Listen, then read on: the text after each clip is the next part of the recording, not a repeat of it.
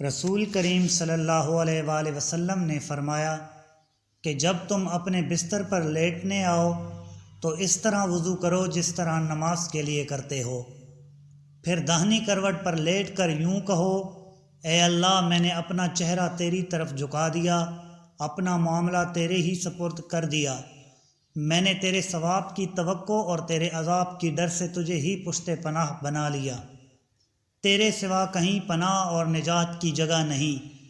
اے اللہ جو کتاب تو نے نازل کی میں اس پر ایمان لایا، جو نبی تو نے بھیجا میں اس پر ایمان لایا، تو اگر اس حالت میں اس رات مر گیا تو فطرت پر مرے گا، اور اس دعا کو سب باتوں کے اخیر میں پڑھ۔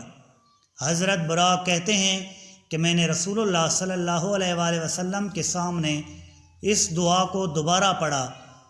جب میں آمنت بکتابک الذی انزلت پر پہنچا تو میں نے ورسول کا لفظ کہہ دیا۔